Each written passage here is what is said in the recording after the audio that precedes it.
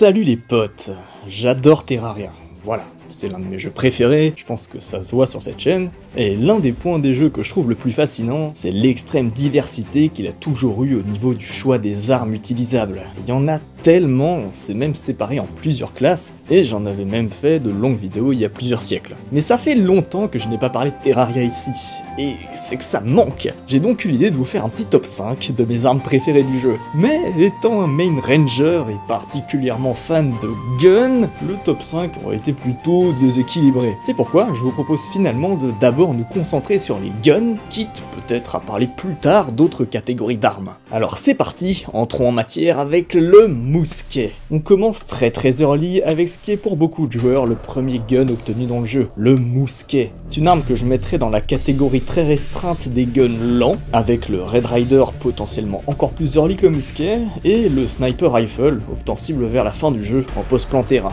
Mais des trois, c'est sans aucun doute le mousquet que je préfère. Il est très basique, tire des projectiles puissants mais avec une faible cadence. C'est l'idéal en début de game lorsque l'on essaie de faire un peu attention aux munitions utilisées. Et oui, plus le gun fait de dégâts en un seul tir, moins il a à consommer de munitions, ce qui est parfait pour l'exploration ou le farm d'un mob précis. Évidemment, là où il est moins bon, c'est pour le pur DPS. Contre les boss par exemple, on lui préférera son équivalent de Crimson, l'Undertaker, ou alors le Mini Shark. Le Mini Shark, c'est une arme iconique de Terraria, présente depuis la 1.0 et obtensible très tôt dans la partie, ne requérant d'avoir vaincu aucun boss pour être obtenue. Elle est simplement un peu chère, mais rien d'inatteignable. Et le moins qu'on puisse dire, c'est que ce mini shark est très efficace. Il fait partie de ce que j'appelle les guns rapides, et c'est même le premier d'entre eux. Sa vitesse de tir fait toute sa force, ça mitraille vraiment pour du début de jeu. La seule difficulté, si on veut, c'est de parvenir à garder assez de munitions sur soi pour pouvoir l'utiliser en continu. Mais c'est franchement acceptable, les balles de mousquet étant ridiculement cheap, et le mini shark lui-même économisant un tiers des munitions tirées. En somme, c'est simplement une excellente arme de distance, très simple à utiliser, et ce dès le début du jeu.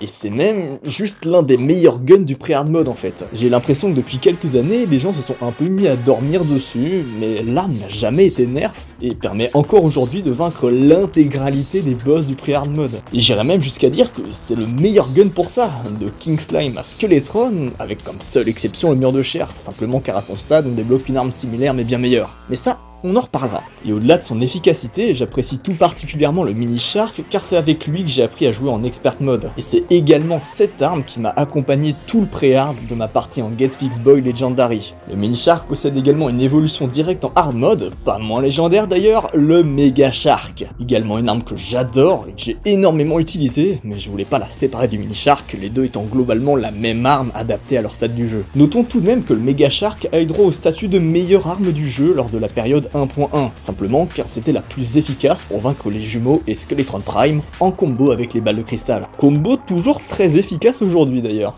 Gatligator. La Gatligator, c'est le cas très particulier d'une arme que je trouve particulièrement sous-estimée. C'est aussi un gun rapide, en l'occurrence aussi rapide qu'un Mega Shark, mais qui s'obtient dès l'early hard mode pré-mech, là où le Mega Shark requiert d'avoir déjà vaincu le Destroyer. Bon, vu comme ça, la Gatligator paraît simplement excellente. Elle a un DPS de fou, et c'est tout ce qu'on demande pour un gun rapide. Mais si elle est si peu populaire, c'est pour deux raisons. Déjà, elle est imprécise. Contrairement à un Mini Shark ou un Clockwork Assault Rifle, pour rester dans le même stade du jeu, les projectiles de la Gatligator ne partent pas en ligne droite, mais un peu dans tous les sens. C'est une particularité qui semble embêter beaucoup de joueurs, mais qui personnellement ne me dérange pas trop. Je trouve même ça plutôt fun en fait. En exploration, ça permet d'atteindre des angles un peu plus larges en tirant dans le tas, et contre les boss, ils sont de toute façon bien assez gros pour se manger la plupart des balles. Mais bon, la deuxième raison qui explique l'impopularité de l'arme est déjà bien plus compréhensible. Au même stade du jeu, en hard mode pré-mech, il y a un autre gun rapide disponible. Et non, je ne parle pas du Clockwork Assault Rifle, c'est une très bonne arme, mais son DPS est simplement moins élevé que celui de la Gatligator. Non, le gun qui défonce tout à ce stade, c'est la Uzi. En plus d'avoir un DPS légèrement supérieur à celui de la Gatligator, ses projectiles sont parfaitement précis et convertissent automatiquement les balles de mousquet en balles à haute vélocité, qui ont la particularité, en plus d'atteindre instantanément leur cible, d'en toucher plusieurs à la fois. Et c'est ultra fort. Pour l'exploration et le contrôle de foule, ça change la vie. Et même pour les boss où on préférera d'autres munitions, son meilleur DPS et sa régularité en font simplement un meilleur choix. Certes, la Uzi est rare sur le papier, seulement une chance sur 100 de la dropper sur un Angry Trapper, mais ça n'est pas non plus un argument en faveur de la Gatligator, étant elle aussi extrêmement rare, voire encore plus, étant l'un des objets les moins communs que peut vendre le marchand ambulant. Donc ouais, la Uzi surclasse sur tous les points la Gatligator, mais ça n'en fait pas pour autant une mauvaise arme. Et puis je la trouve vraiment cool, elle a un bon design, elle est satisfaisante à utiliser, et c'est même avec elle que j'ai appris à l'époque à vaincre Duke Fishron en early pré-mech, ce que je fais depuis à chacune de mes parties pour le challenge. Donc j'apprécie énormément cette arme, et également son évolution spirituelle, le Chain Gun, obtensible dans la Frost Moon en post-Pantera. Et pour le coup, je veux rien savoir, le Chain Gun explose la concurrence des guns à ce stade du jeu. Vortex Beater, le gun ultime, ou du moins le meilleur avant d'avoir terminé le jeu. Cette arme-là combine tout ce que j'adore chez les guns, un énorme DPS, une folle vitesse de tir, une précision légèrement imparfaite pour donner un peu plus de sauce, et même du dégât de zone explosif avec les petites roquettes qui s'envoient automatiquement. Un pur plaisir. Et bien sûr, il s'agit de l'arme avec laquelle les gunners affrontent le Moonlord, le boss final, c'est pas rien. Et même si en endgame, le Space Dolphin Machine Gun finit par surclasser le Vortex Beater en termes de DPS, il ne le dépassera jamais en termes de style. Et enfin, mon arme préférée de tout Terraria. Mais avant ça, faisons un dernier petit point sur les guns et comment je les catégorise. En dehors des guns spéciaux qui utilisent ou transforment leur propre type de munitions, qui selon moi forment une catégorie à part.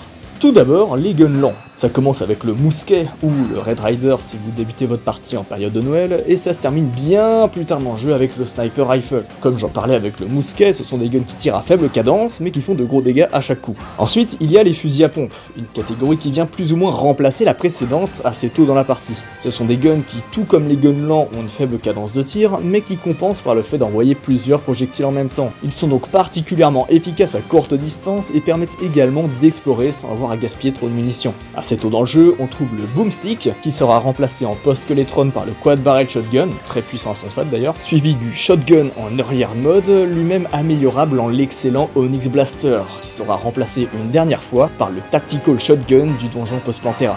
En troisième catégorie, il y a les fameux guns rapides, dont je vous parle depuis le début de la vidéo. Des guns qui mitraillent, avec comme principale force leur DPS. C'est les guns idéales pour les boss. On y retrouve donc notre Mini Shark en pré-hard, puis le Clockwork Assault Rifle, la Gatligator et l'Uzi en hard mode pré-mech, le Mega Shark en pré-Pantera, le Chain Gun en pré-cultiste et le Vortex Beater en pré-Moonlord. Enfin, en endgame, il y a évidemment le SDMG. Toutes ces armes-là, j'en ai déjà parlé, mais il reste selon moi une dernière catégorie, que je saurais pas trop nommer, on va dire les handguns, les guns de base. C'est ces guns qui sont ni spécialement lents, ni spécialement rapides, un peu un entre-deux, mais qui brillent généralement pour leur DPS à la manière des guns rapides. La catégorie s'ouvre avec le Flintlock Pistol, optant cible pour pas trop cher chez le marchand d'armes, mais on lui préférera très tôt le revolver du marchand ambulant ainsi que l'Undertaker du Crimson. Enfin, en post-Skeletron se débloque le handgun, basique mais efficace. Et il faudra attendre le post-Plantera pour achever cette catégorie avec le Venus Magnum, un gun vraiment puissant qui reprend le principe de la Uzi mais avec un DPS nettement meilleur, ce qui n'est clairement pas dégueu. Mais j'ai volontairement omis de parler d'un dernier gun. Une arme du pré-hard mode même, l'amélioration directe du handgun, le Phoenix Blaster. Sans aucun doute mon arme préférée de tout Terraria. Un gun ultra puissant, très rapide, qui fait boum boum quand on l'utilise, et qui est très satisfaisant à obtenir en post-Skeletron. C'est vraiment l'équivalent de la Knight's Edge pour la distance en quelque sorte. L'arme est même tellement forte qu'elle fait partie des rares du pré-hard à être légitimement utile en early hard mode. À l'époque de la 1.3, il était même très facile de vaincre le Golem expert avec un Stuff Ranger de pré-hard grâce à la puissance du Phoenix Blaster. Alors ok, c'est le Golem, mais quand même, c'est l'un des tout derniers boss du jeu qui se fait arracher par une arme du pré-hard. Enfin voilà, j'adore ce Phoenix Blaster, je le trouve vraiment stylé, vraiment efficace, et c'est clairement l'arme que je me réjouis le plus d'obtenir dans chacune de mes parties Ranger. Et voilà, c'était mon top 5 des armes de Terraria. J'espère que ça vous aura intéressé, j'espère aussi que vous kiffez toujours quand je parle de Terraria ici. N'hésitez d'ailleurs pas à me dire quelles sont vos armes préférées dans les commentaires, et on se retrouve peut-être bientôt pour de prochaines vidéos.